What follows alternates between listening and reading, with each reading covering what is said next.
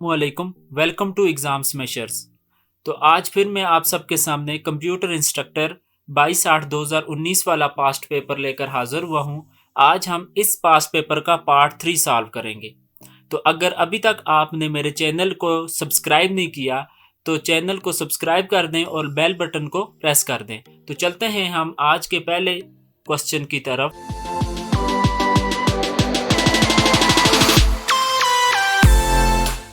जो कि question number 21 है।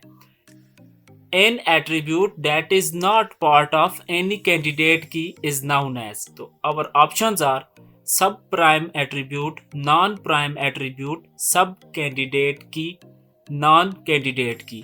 तो हमने बताना है कि ऐसा कौन सा एट्रीब्यूट होता है जो कैंडिडेट की का पार्ट नहीं होता। So our answer is non prime attribute. An attribute that is a part of one of the candidate key is known as prime attribute। ऐसा एट्रीब्यूट जो कैंडिडेट की का पार्ट होता है वो प्राइम एट्रीब्यूट होता है, और an attribute that is not part of one of the candidate key is known as non prime attribute। तो नॉन प्राइम एट्रीब्यूट वो हुआ जो एट्रीब्यूट किसी भी कैंडिडेट की का पार्ट नहीं होगा।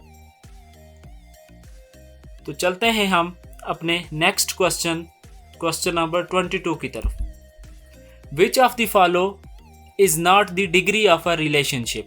आपने बताना है ये जो चार ऑप्शंस आपको दिए गए हैं इनमें से कौन सा ऐसा ऑप्शन है जो डिग्री ऑफ रिलेशनशिप नहीं है।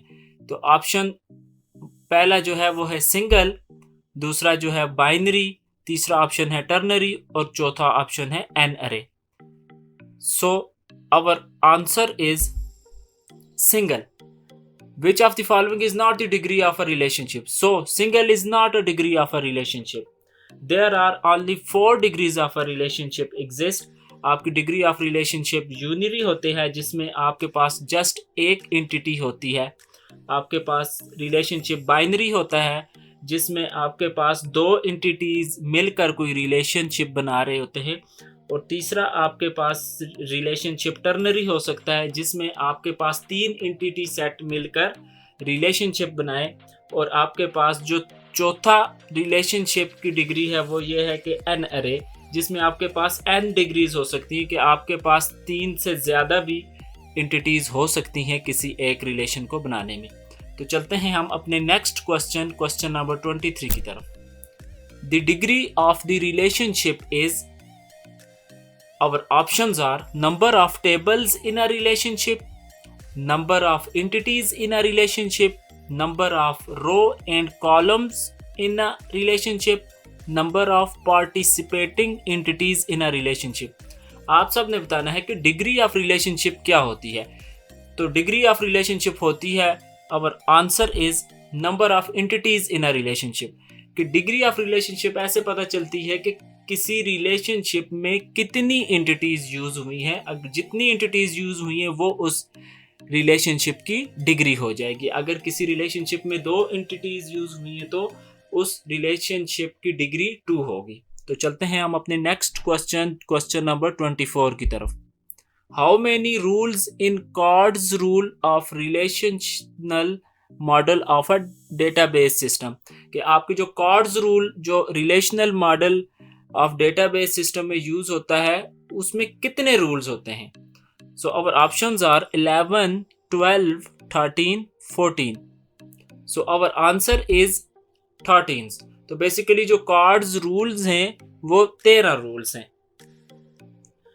Chords rules are set of 13 rules numbered 0 to 12 proposed by Edgar F. Cordes, a pioneer of a relational model for database। तो बेसिकली जो कॉर्ड्स रूल में वो बेसिकली 13 रूल्स हैं जिनको नंबर्ड किया गया है कि वो 0 से लेकर 12 तक हैं, और इसको एडगर एफ कॉर्ड्स ने बनाया है। बेसिकली ये जो रिलेशनल मॉडल ऑफ डेटाबेस का पायनियर में से एक है। तो चलते हैं हम अपने नेक्स्ट क्वेश्चन नंबर 25 की तरफ। Every attribute has some predefined value scope that is called। Her attribute का एक predefined value scope होता है, वो क्या है। So our options are tuple, table, attribute domain, relational schema। So our answer is attribute domain। Attribute domain consist of two types. Basically attribute domain की कितनी types हैं? दो टाइप्स हैं, range domain, coded values domain. So हम चलते हैं अपने next question number 26 की तरफ।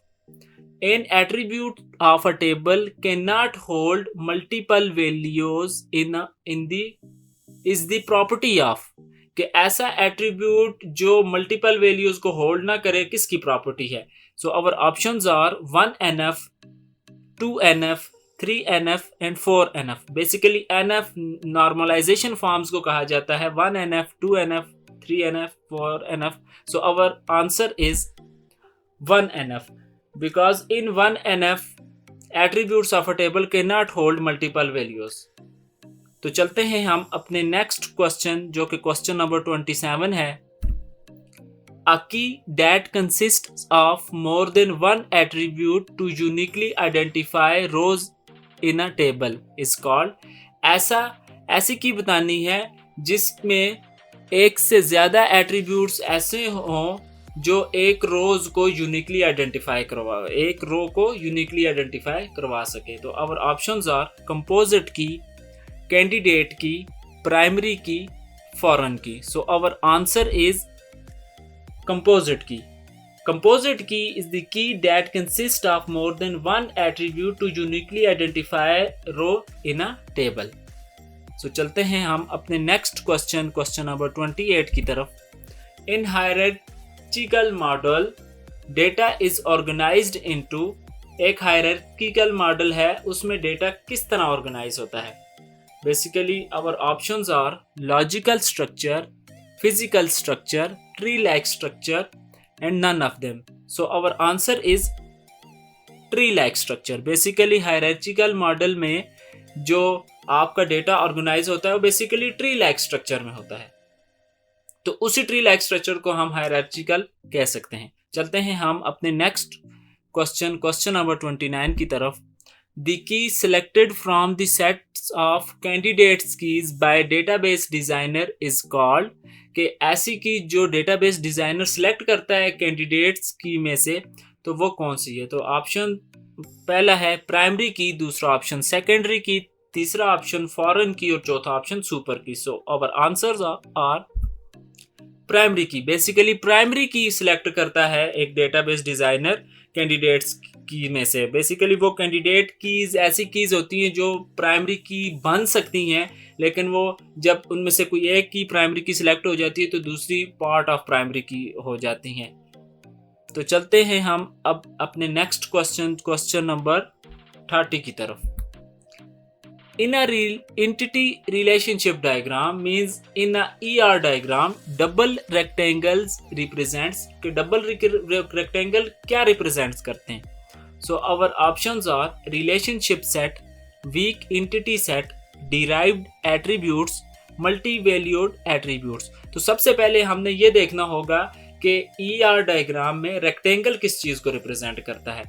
तो रेक्टेंगल हमारा रिप्रेजेंट करता है एंटिटी को, और जबकि हमारे इस हिसाब से देखा जाए तो हमारा आंसर वीक एंटिटी सेट। तो जब रेक्टेंगल का जिक्र हो तो वो हम एंटिटी सेट कहते हैं, जब डबल रेक्टेंगल के सिंबल यूज हो तो इससे मुराद वो जो एंटिटी सेट है वो वीक एंटिटी सेट है। आज के लिए ये हमारा लास्ट एमसीक्यूज था जिसकी एक्सप्लेनेशन और आपको इसकी सारा डिटेल बता दी गई। तो अगर आपको इस चैनल से फ़ायदा हो रहा है और आपकी एग्ज़ाम की तैयारी हो रही है तो काइंडली इस चैनल को लाइक एंड सब्सक्राइब ज़रूर कीजिएगा। और अगर आपको किसी क्वेश्चन में कोई डाउट है तो कमेंट सेक्शन में आप उस क्वेश्चन पर डिस्कशन कर सकते हैं, और बेल बटन को प्रेस करना ना भूलिएगा। इंशाल्लाह नेक्स्ट वीडियो पार्ट नंबर 4 की बहुत जल्द अपलोड कर दी जाएगी। Stay tuned for more such video. Thank you.